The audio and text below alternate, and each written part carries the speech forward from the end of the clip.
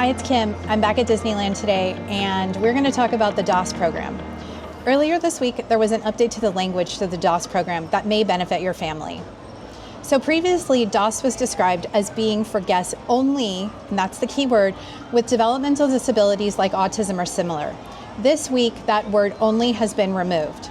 The new wording states that DOS is for guests who, due to developmental disabilities like autism or similar, are unable to wait in a conventional queue for an extended period of time. So what does that exactly mean?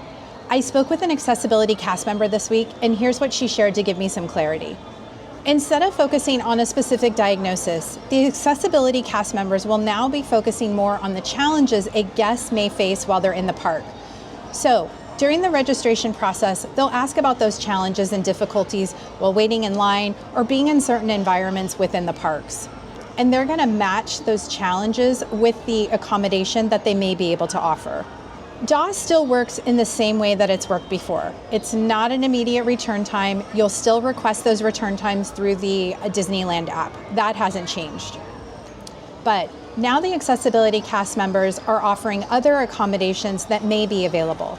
Those accommodations are queue re-entry, location-based return times, or even help with Genie Plus. She didn't go into too many details, and she suggested that I actually go through the accessibility cast member, but since my son, who qualifies for the program, is not with me, I just wanted to get the details. So my recommendation, if you're under the neurodivergent umbrella, is to give it a try and try through the virtual process. You want to save your park time to actually be in the park. So if you're trying to apply at home, you're at least at home and not wasting that precious park time. Speaking with the accessibility cast member, they're going to explore these options and see what's available for you to make your visit more comfortable. So why I think this is promising is it does sound like they're actually allowing everyone under the neurodivergent umbrella to be included in an accommodation, which is really important.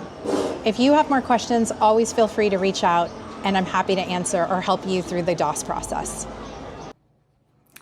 Hey there, so I'm back at home with starting the edit for this video, and some more important news for DOS was announced that I had to include in this video because it's such a big announcement. So as you know, the virtual registration process for DOS for Disneyland and Walt Disney World was 30 days from the first day that you were planning to be in the park. That has now been extended to 60 days. So 60 days from your first day, you can register virtually, which is really important because it gives you more time to plan.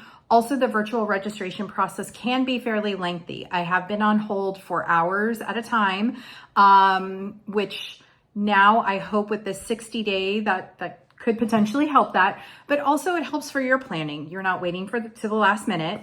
Also, if they are going to offer other accommodations, this is going to give you more time to be able to plan around what those accommodations could be for your individual who needs the service, for you, or for your whole family. So big news, 30-day registration process for DOS has now been extended to 60 days. As always, if you have questions on DOS, this is a really important program to me. This has been one of our key contributing factors of success at Disneyland for my son and for my family. Please always reach out. I'm always willing to help kind of talk you through it. It can be somewhat of a nerve-wracking process, so please don't hesitate to reach out. I'm here to help.